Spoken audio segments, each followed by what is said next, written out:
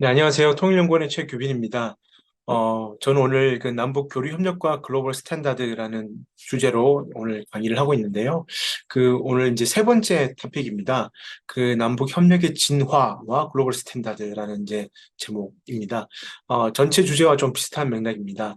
즉, 지금까지 앞서 시간을 통해서 그 남북 경제 협력이 어떻게 발전해 왔고 어떠한 성과들이 있었는지를 간략하게나마 살펴보았습니다.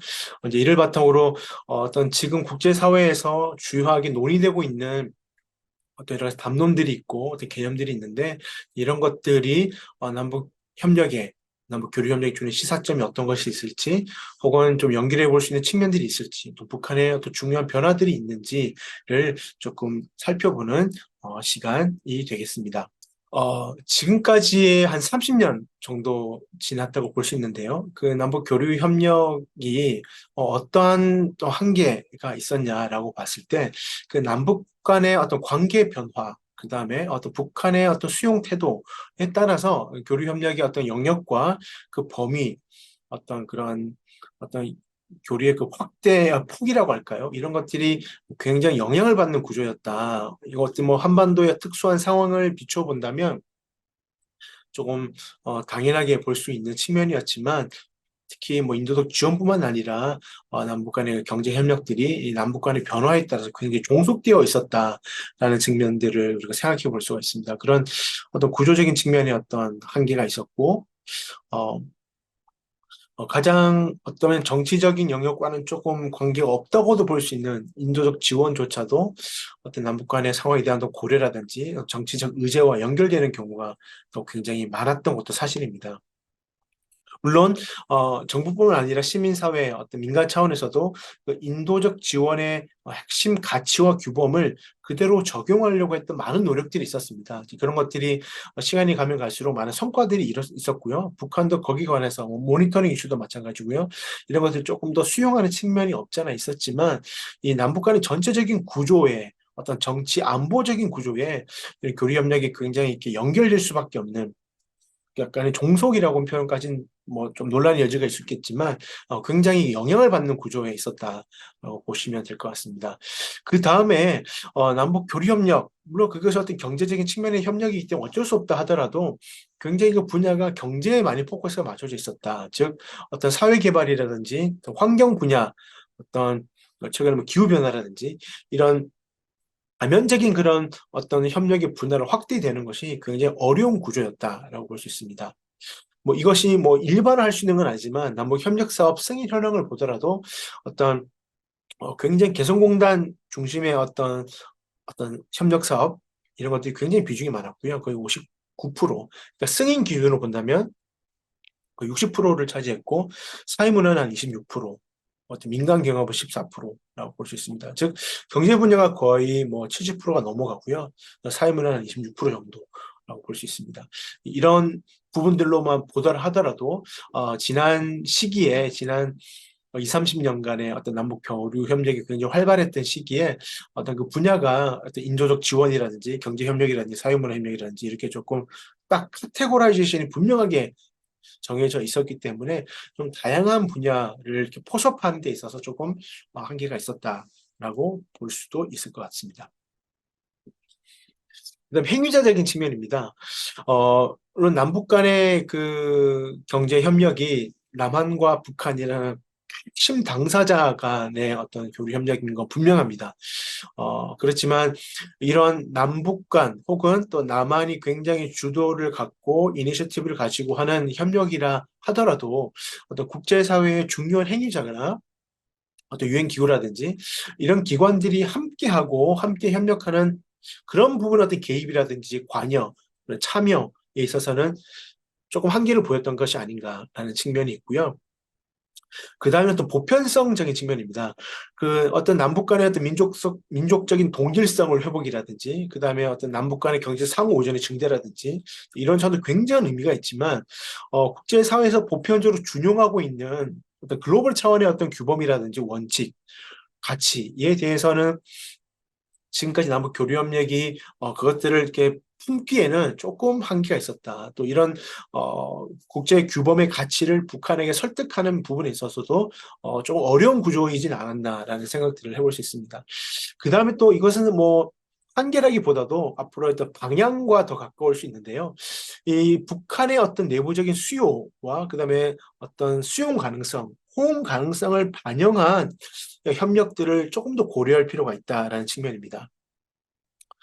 이것들도 조금 이따가 좀 제가 말씀을 더 드리겠지만, 우리가 앞으로 이제 남북 간의 어떤 협력, 또 남북 간의 협력을 기반으로 하는 다양한 행위자들이 함께하는 협력에 있어서는 북한이 지금 당면하게 직면하고 있는 여러 가지 위기라든지 내부적인 수요라든지 이런 것들을 좀 반영한 협력 의제를 또 만들어낼 필요가 있지 않을까라는 생각들을 할 수 있고요.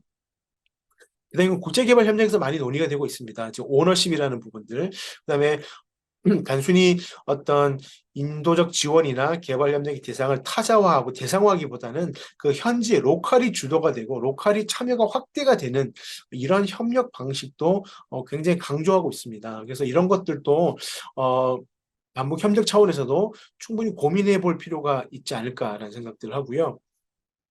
그다음에 그 인도적 지원이 한국 정부의 어떤 경제 협력, 어떤 교류 협력 차원에서 굉장히 중요한 역할을 해 왔었지 않습니까? 이런 것들을 취약계층의 어떤 필요를 개선하고 취약계층 직면한 위기들을 극복하는 데 있어서 인도적 지원은 사실 중요한 의미가 있고 지속될 필요가 있습니다. 하지만 이것이 중장기적인 어떤 북한 주민들의 복원력 향상이라든지 이런 것에 있어서 좀 한계를 갖고 있기 때문에 이런 단기적인 인도적 지원도 중요하지만 이걸 또 넘어서는 조금 더 중장기적인 접근도 필요한 것이 아닌가라는 생각들을 해볼 수가 있습니다. 네, 그렇다면 지금 물론 한국 정부나 또 민간 뭐 여러 가지 시민 사회에서 다양한 노력들을 기울였고요. 또 중요한 성과들이 있었고요. 앞으로 이런 것들이 또 외부적인 상황, 또 남북 간의 관계 변화라든지 어떤 북한의 비핵화의 어떤 협상의 진전이라든지 이런 것과 맞물려서 변화할 수 있는 여지는 남아 있다고 생각합니다. 물론 그것들이 어떤 형식으로 어떤 시기에 올지는 정확하게 알 수 없지만 그렇다면 어떤 남북 교류 협력이 어떤 글로벌 스탠다드, 국제적인 보편적 규범과 연계해서 발전한다고 했을 때 어떤 항목들을 한번 고려해 볼 필요가 있을까라는 측면에서 보면 몇 가지가 있을 수 있을 것 같습니다. 첫 번째는 이 남북 당국 간의 어떤 양자 차원의 교류 협력을 발전시킨 것도 굉장히 중요하고요. 이것과 함께 어떤 국제사회와 적극적인 협력을 통해서 남북 양자 간의 당장 협력이 어렵다면 다자적인 차원의 협력, 이 두 가지의 바퀴가 같이 굴러가는 것들이 굉장히 중요하다라는 측면을 생각해 볼 수 있을 것 같고요. 제가 앞서 말씀드렸다시피 경제 중심적 접근을 조금 탈피할 필요가 있지 않을까.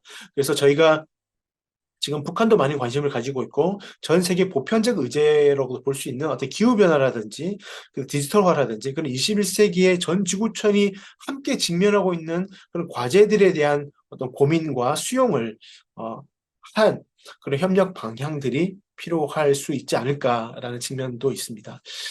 그럼에도 불구하고 지원이 가장 필요한 최취약계층이라고 할 수 있죠. 뭐 아동이나 장애인이나 노인이나 수유부라든지 이런 계층에 대해서는 여전히 소외되지 않고 그런 최취약계층에 관한 인도적 지원이 만약 북한이 수용을 한다고 했을 때 가장 우선적으로 또 중단 없이 또 인조적 차원에서 지속될 필요가 있습니다.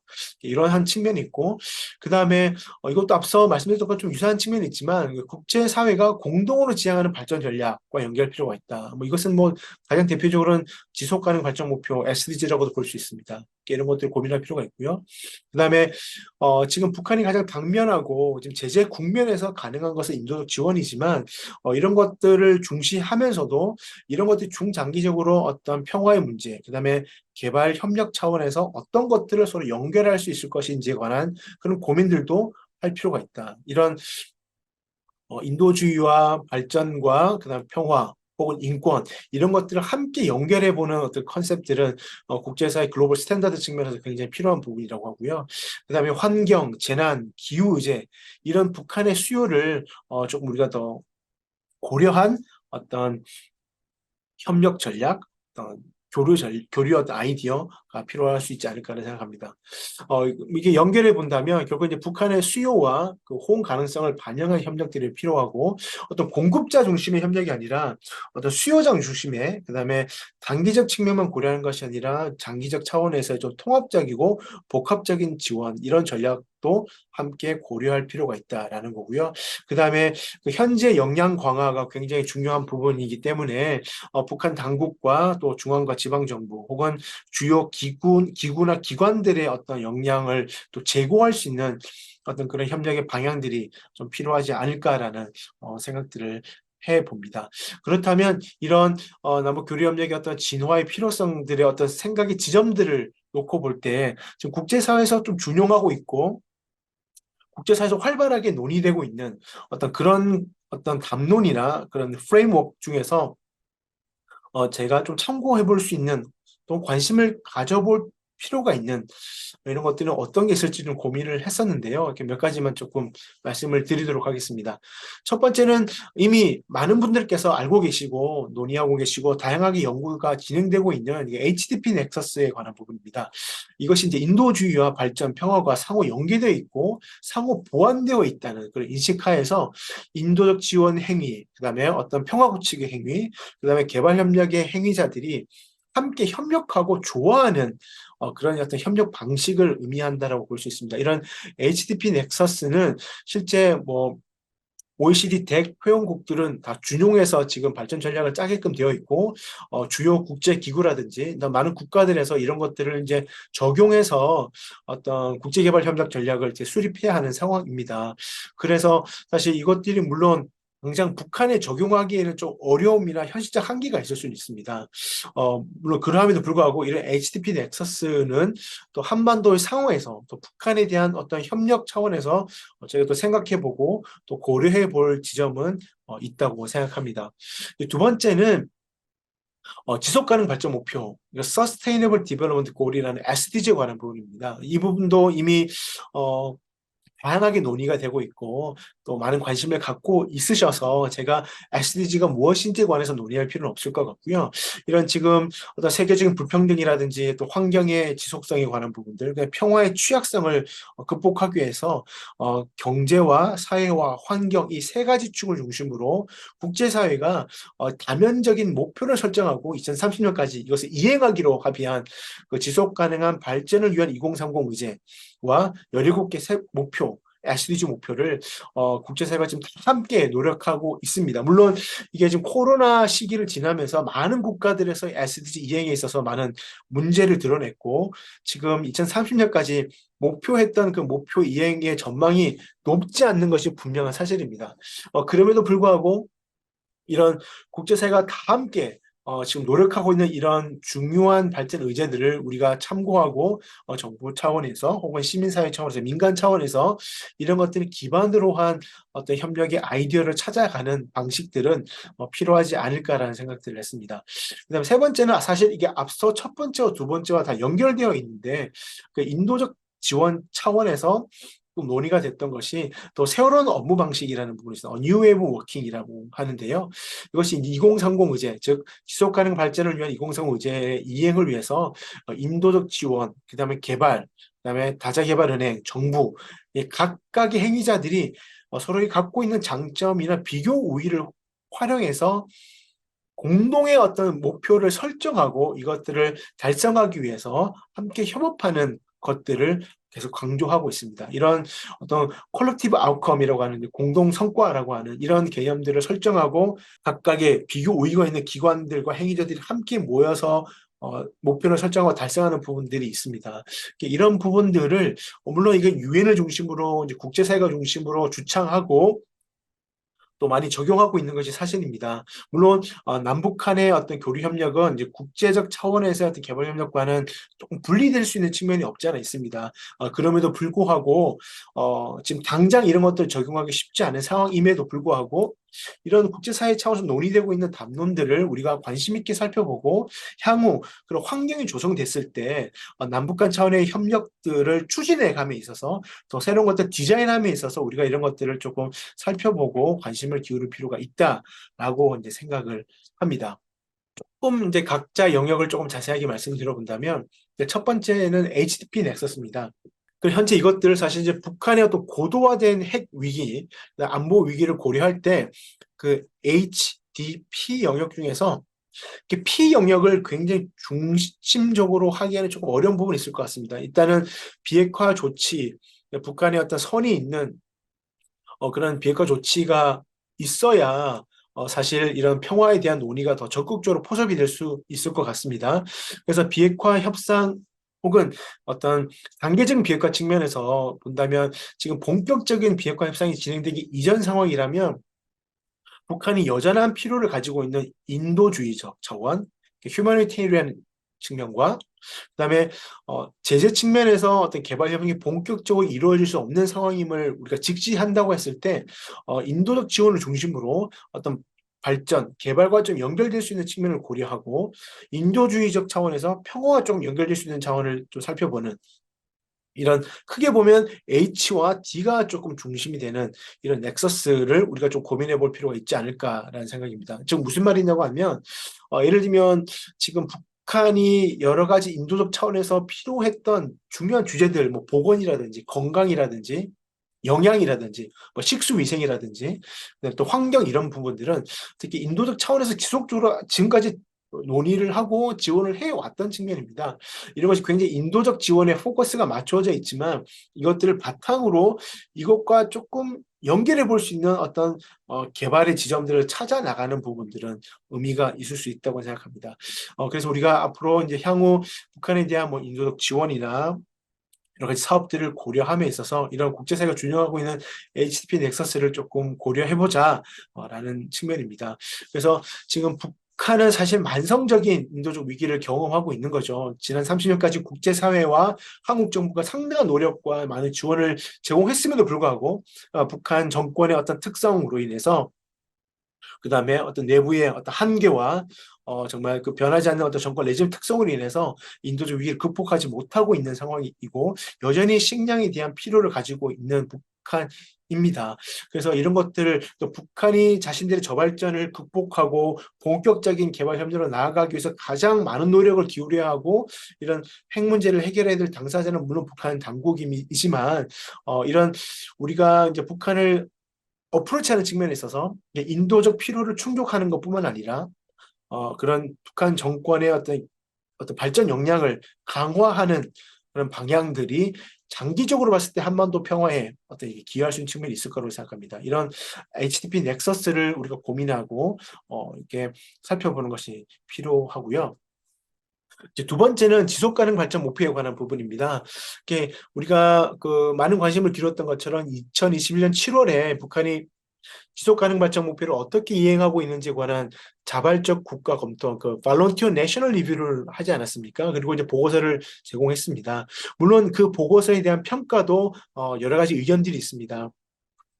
지나치게 뭐 과대 해석할 필요가 없다라고 하시는 부분도 있고, 그래도 그럼에도 불구하고 북한이 이런 이제 국제발전 담론 차원에서 SDG 참여하고 이런 이행 메커니즘을 이행하는 측면에서 VNR 보고서를 제출했다. 그리고 북한 당국이 여러 가지 목표를 검토하고 이것이 자신들의 국가 발전 목표와 어떻게 연결되는지를 설명하고 어떤 필요가 있는지를 제안하는 부분들은 분명히 살펴볼 필요가 있다라는 의견도 있습니다.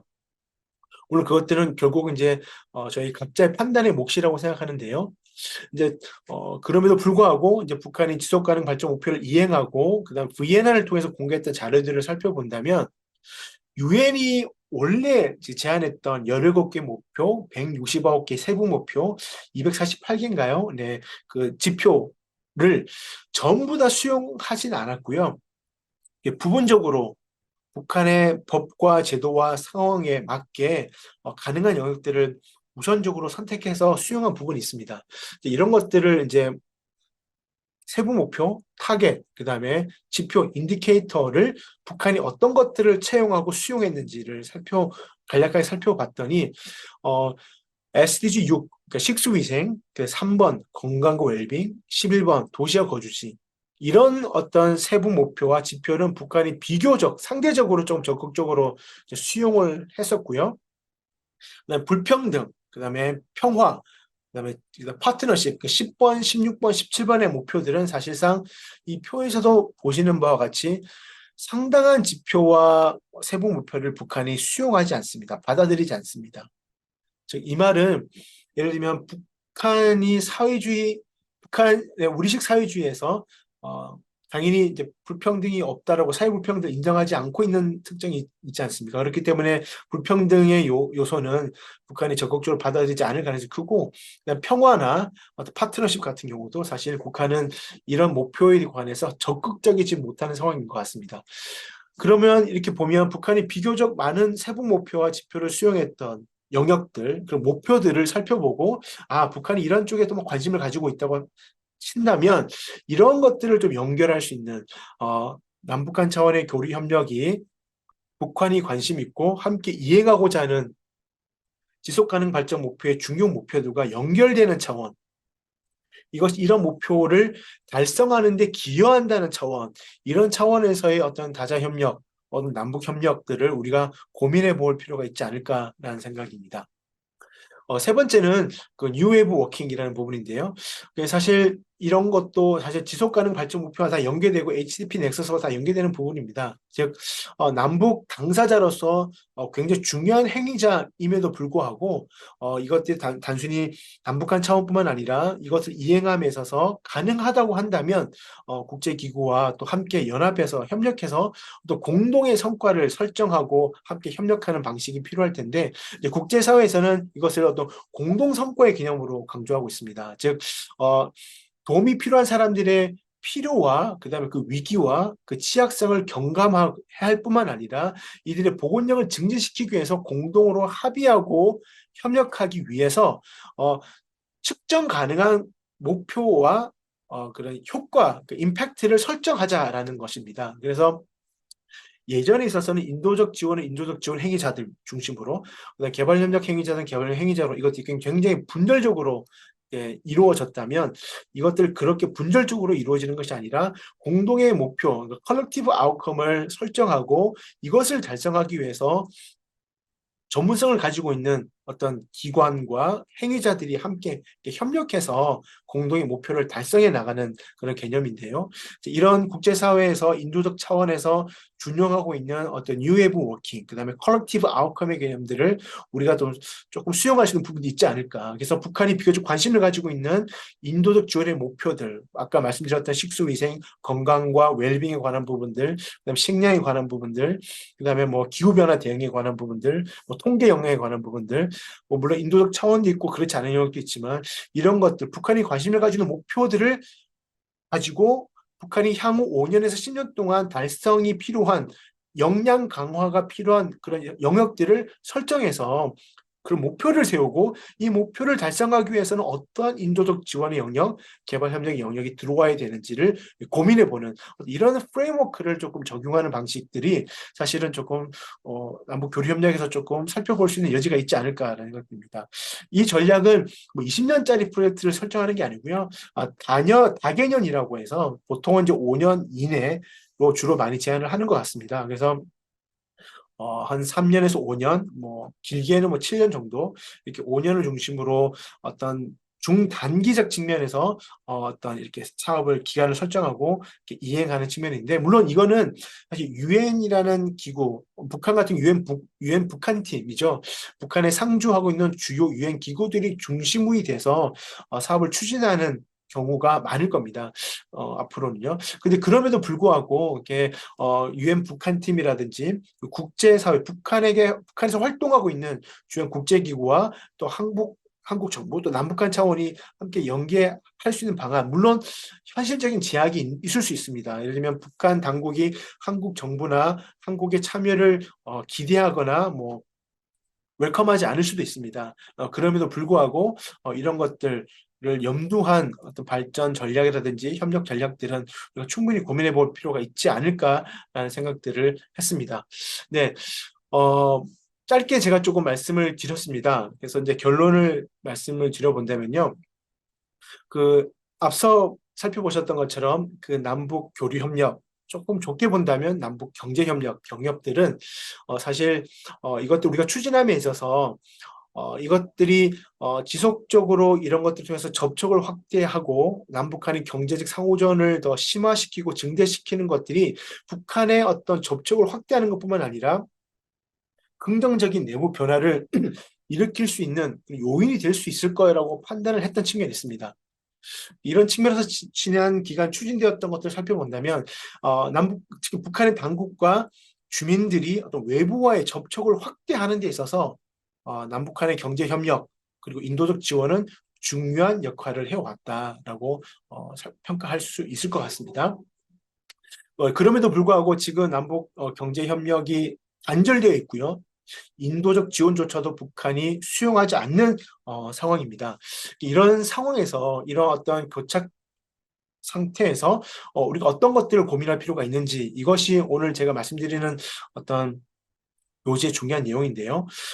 이렇다면 지금 북한의 어떤 내부적인 수요나 그다음에 인도적인 상황이나 관심들을 반영하고 또 한반도 전체에 영향을 미칠 수 있는 글로벌 보편 의제와 이런 분야들을 적극적으로 발굴하고 좀 개발할 필요가 있지 않을까라는 생각이 듭니다.